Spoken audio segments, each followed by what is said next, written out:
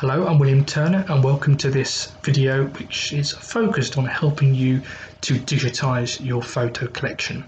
In a previous video I introduced why you might scan your photographs in. For me, the big reason why you might scan your pictures in would be for two reasons. One, it's to make sure that those pictures are more available, and two, is to make sure that you can start to improve those images so that they can be future-proofed, and over time you can make those images clearer and make them as close to real life as they can possibly be. In my opinion, our ancestors would have been using colour, HD, 4K, even 3D images centuries ago had they had the technology. The only reason why images are often grainy in black and white is because that's the best they had. So I feel it's our duty to try and improve images, simply because often it's so easy to look at a black and white picture and see them as a very distant ghost, when actually these were real people, and they were people who we can empathise with. They're the people who are a part of us, and it's so nice to be able to look at an old black and white image and feel that there's a person there and see a likeness, see a twinkle in the eye, see something, a warmth, a humanity of them. And for me, by scanning them in, you're on the road to remastering, even restoring, to make that image the best it's ever been, so that people can start to empathise with the life of that individual. I talked about flatbed scanning before, which is probably what the majority of your collection will be. You may be very, very lucky and have slides available, probably from more recently, but I've got a couple from the 60s and even earlier, and if you're really lucky you might have two. As a rule, they should be better quality. Not always, but they should be. If you have got negatives, I would definitely invest in a good negative scanner, and I would scan them all in. In many cases I found I ended up going with the flatbed scans. They just came out a lot nicer. However, it may be that there's certain pictures that you didn't realise until you scan them all in that you've got on negative but you haven't actually got in an ordinary printed image. So there's pictures that perhaps you've never seen before that have been lost over time that are preserved in the negative. So scan all the material in case it's A, a better master to work from, or in case B, there's images that you didn't know existed that are in there. So I would definitely go for negative. There's much more potential in the image.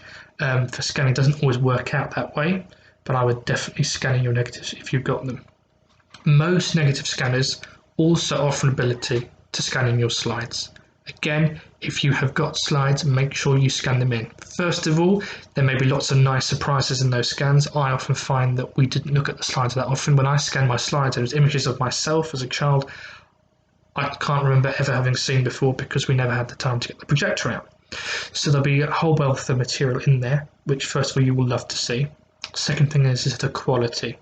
On screen now there's an image of my great-grandfather that he took with on a slide. The picture was taken over 50 years ago. In fact, it was 57 years ago that image was taken. It looks like it was taken yesterday because slides have the potential, I hear, to be of HD quality. Get a good scanner. Often it'll be the same scanner for both. Get your slides and your negatives scanned in. They're the closest you'll get to having your ancestors and your own family memories in the highest quality. Because they're designed to be on a massive screen, they will come out as HD, provided you get the right scanner. Now, just a few tips. As you'll see on screen, you have a case that you put your slides or negatives in, so you do several at a time.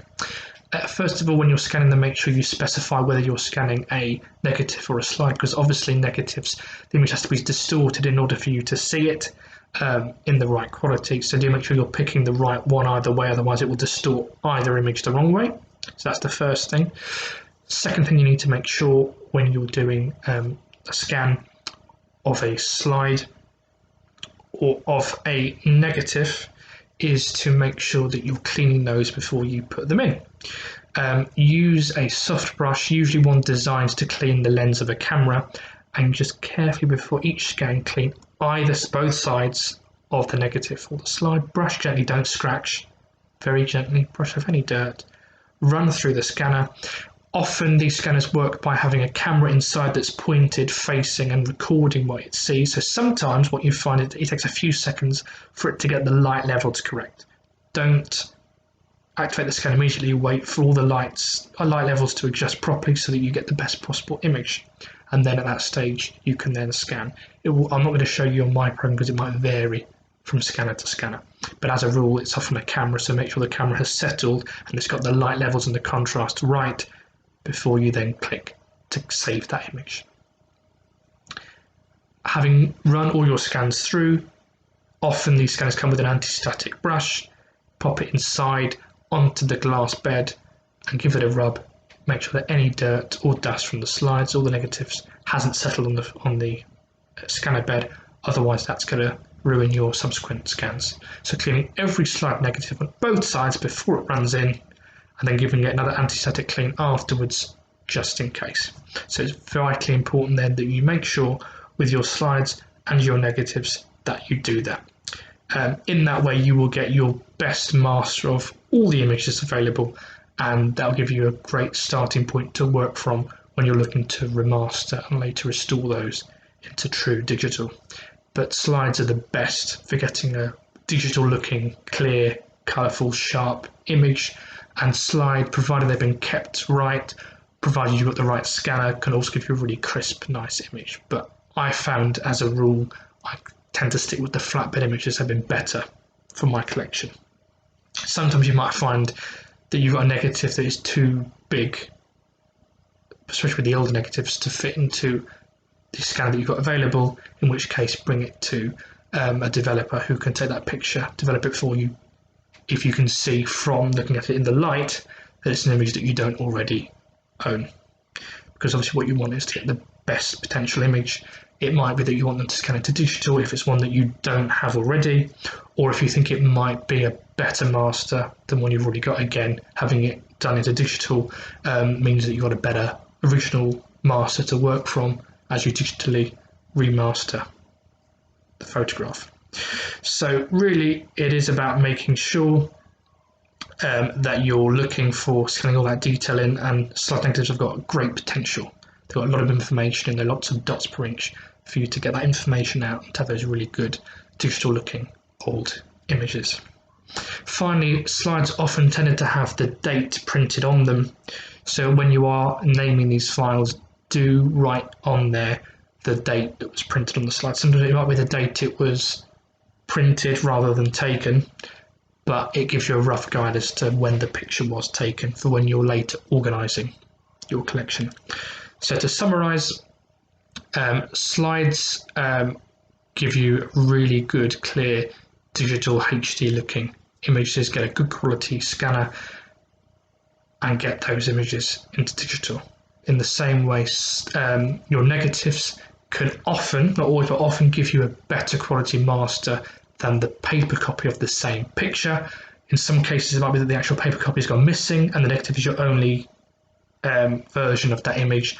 Either way, get that material in there, and you can always decide later on which master you want to work from when you're making your collection a truly digital collection of photographs. When you're scanning the image, first of all, make sure you brush with a soft, light tap. Don't scratch the image. A soft brush, often a brush designed to clean the lens of a camera, and then anti-static, clean the glass after each scan. Often these scanners will use a camera, so do make sure you've let everything settle before you take the image, because it might be that when it initially sees the image that it's got to scan in, it's overwhelmed by the change of picture and colour and light and needs a moment to settle. So do give it that time. I find these the most rewarding, as you can see from some of the examples I've got on screen now, because they look like they're digital, looks like they're taken yesterday, and they're so fantastic to work with when you want to remaster your collection. So having looked at scanning your material in, whether it be a flatbed, a slide or a negative in the last two videos, my next video will now look at how you can start to remaster your collection. For more information, don't forget to subscribe for more tips on your scanning process and on your ability to remaster and digitize your images.